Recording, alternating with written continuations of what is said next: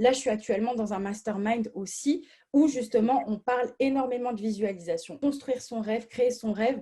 Et ça aide beaucoup. Ça permet de prendre du recul quand parfois ça ne va pas. Waouh! Ah, franchement, d'ici 5-10 ans, euh, ouais, c'est hyper gros en fait.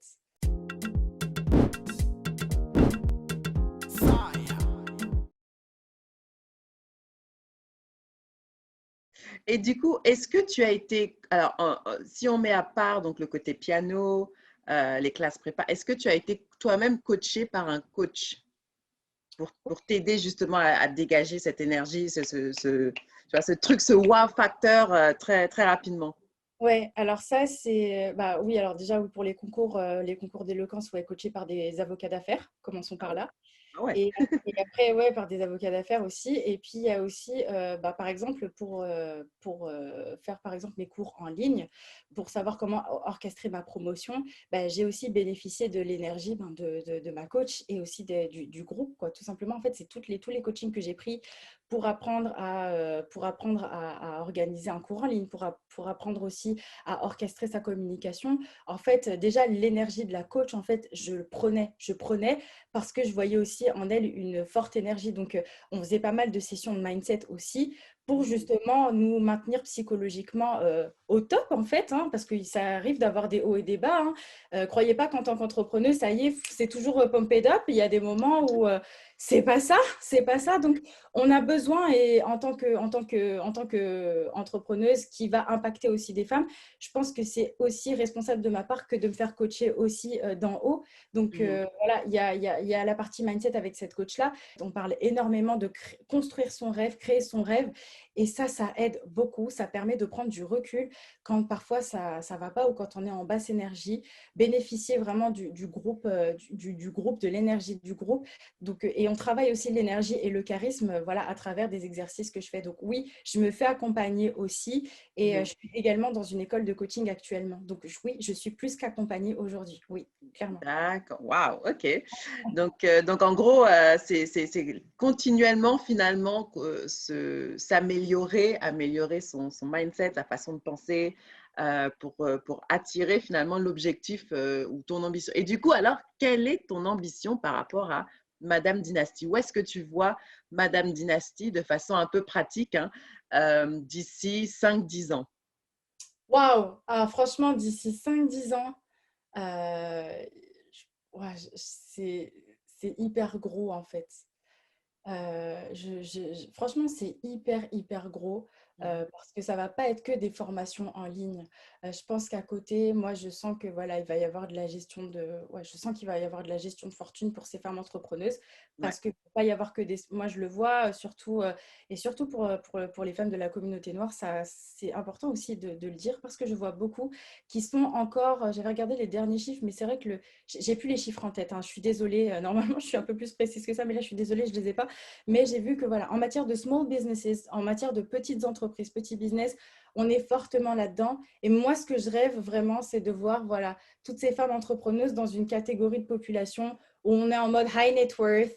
Voilà, Mhm. pas high net worth. Ce serait vraiment, vraiment top voilà, d'avoir de plus en plus de personnes, voilà, surtout les femmes, en fait, surtout les femmes. Ça m'intéresserait beaucoup. Et c'est pour ça que je les pousse au niveau du mindset, c'est pour ça que je les pousse au niveau du leadership et tout, et dans la façon dont elles peuvent conduire leur business. Parce qu'après, l'idée, ce serait voilà, pouvoir aussi, voilà, avec des personnes associées, de gérer leur héritage aussi. Ouais. Qu'elles puissent, voilà, puissent avoir leur propre stratégie patrimoniale pour leurs enfants, pour leurs petits-enfants, même pour Mhm. leurs arrière-petits-enfants. Ça me ferait vraiment vibrer de me dire que voilà, une femme soit à la tête de son patrimoine, de son héritage. Parce que, je vais être honnête ici, moi j'ai travaillé voilà, dans les sociétés de gestion d'actifs Mhm. et la plupart du temps, ce que je vois, c'est toujours bah, voilà, des hommes blancs qui viennent, il faut le dire, pour des stratégies patrimoniales, ce qui n'est pas mauvais, mais j'aimerais voir voilà, d'autres populations pouvoir le faire aussi. Parce Ouais. que j'aimerais aussi être représentée. Voilà. J'aimerais aussi être représentée. J'aimerais aussi qu'il y ait plus de femmes comme nous, qu'il y ait plus des femmes de toutes les cultures, justement, voilà, pouvoir être à la tête de leur patrimoine, ça serait, enfin, franchement, ce serait vraiment mon rêve. Et c'est pour ça que là, je suis en train je peux le dire, je suis en train de le réaliser. C'est pour ça que des fois, je dors pas trop. Heureusement, le maquillage, Ça se voit pas. heureusement que le maquillage, il est là, mais il y a des personnes qui sont prêtes à m'aider pour faire ça. Parce que Ouais. là, ça va vraiment prendre une très, très grosse dimension. Ouais. D'ici 10 ans, c'est vraiment ce que je vois.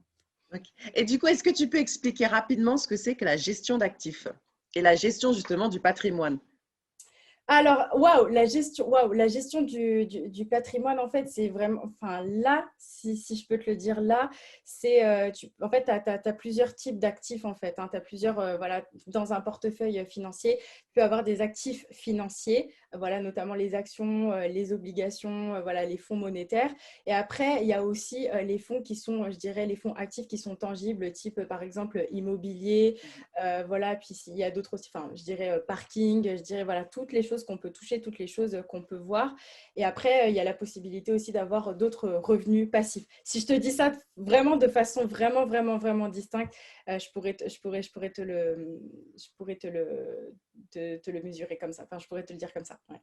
Ok. Et l'idée, en fait, c'est de maximiser, c'est ça, ces investissements pour pouvoir récupérer régulièrement finalement du revenu de la gestion d'actifs.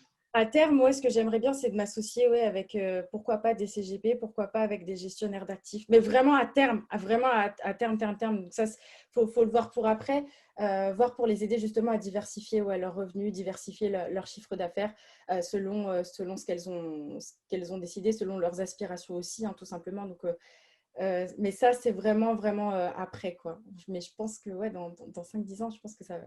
Je me dis que ça va être possible. C'est Je possible, tout à ouais, fait. je trouve la possibilité, ouais. Ouais. Et alors, question un peu perso, est-ce que tu en vis de ton entreprise de coaching? Est-ce que j'en vis? Alors, là, dans l'absolu, je peux te dire presque. Ok. Presque. Et heureusement que voilà, j'ai des sous de côté parce que Mhm. j'avais prévu aussi, ça, faut faire très attention hein, quand on fait des transitions comme ça. Il faut, voilà, faut mettre un petit peu des sous de côté et commencer voilà, à faire tourner. Moi, en fait, là, Madame Dynastie, je l'ai repris depuis l'année dernière. Donc, l'année dernière, voilà, j'étais en contrat de travail et j'en ai profité justement pour bosser les premiers business models et Mhm. signer les premiers contrats justement pour que ça tourne.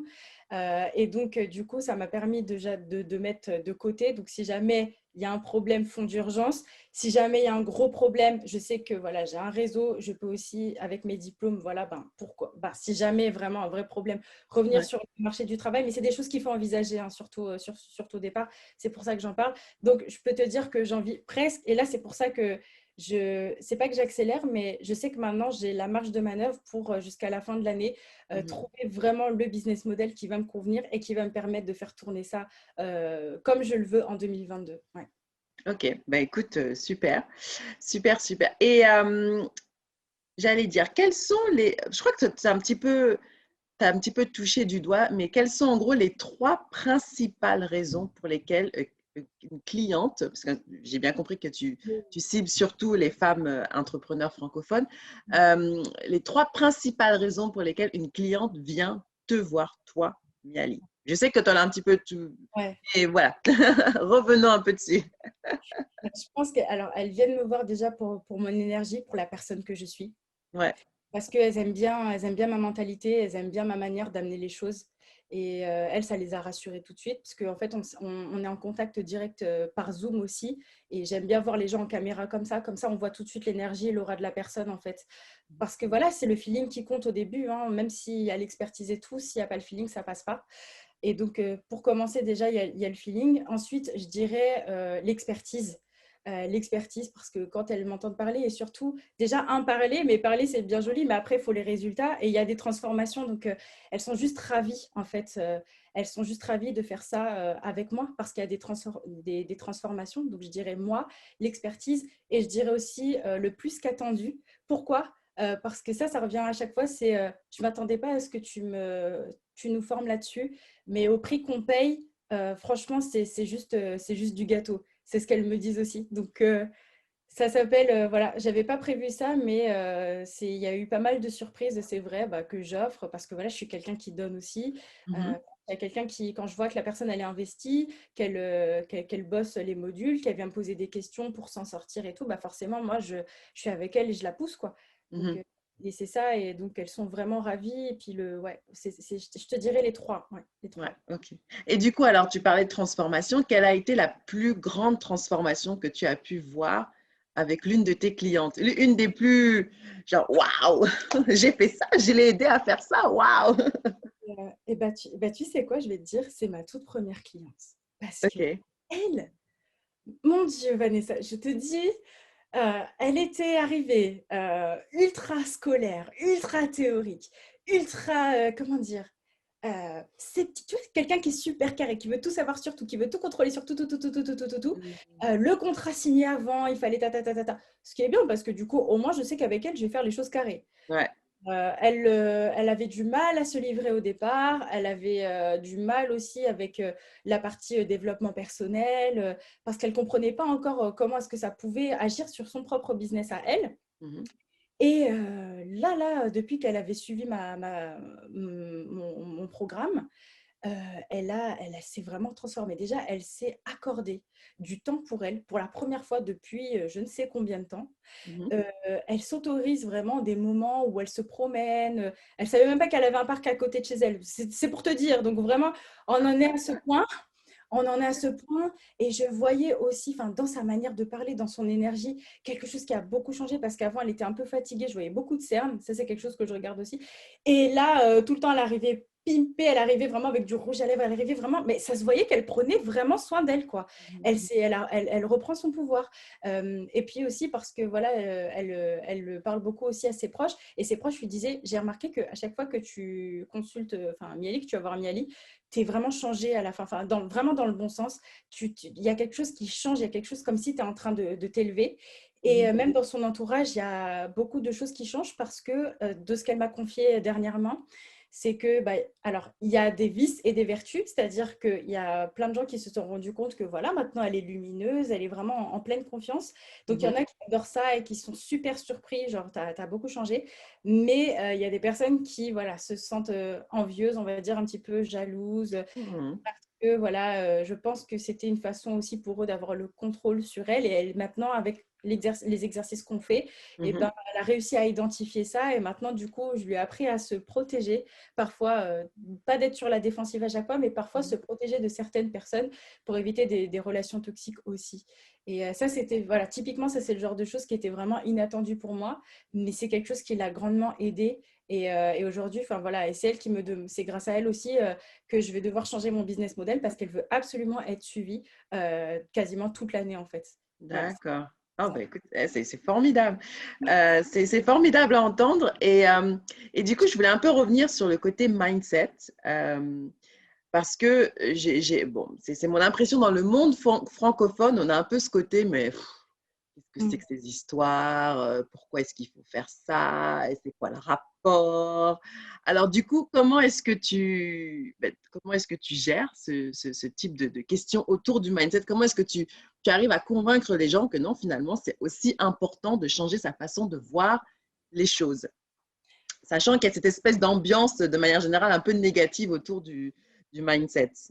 Alors, déjà pour commencer, tu as dit un mot qui est très fort, qui est convaincre. Et pour le coup, je vais te dire, je ne cherche pas à convaincre. C'est trop fatigant. Ah non, je ne cherche pas à convaincre. Je ne suis pas là pour que tout le monde m'aime. Je ne suis pas là pour plaire à tout le monde.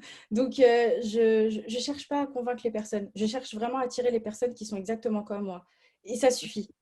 Franchement, ça suffit. Moi, ce que je fais, c'est que je montre ma façon de voir les choses. Je montre ma façon d'y arriver. Et sincèrement, oui, la psychologie, effectivement, c'est important. C'est ce qui va... Moi, en tout cas, c'est ce que je crois. Et quand je dis ça en live, quand je dis ça aux personnes, c'est où elles y croient ou elles y croient pas, parce qu'elles ont un système de croyances et des systèmes de valeurs que je respecte, mais qui ne me correspondent pas. Et c'est tout à fait OK. Donc, je préfère laisser ces personnes de côté. Mais pour ceux que ça attire, j'aime à dire vraiment que la psychologie, ça fait 90% de ta réussite.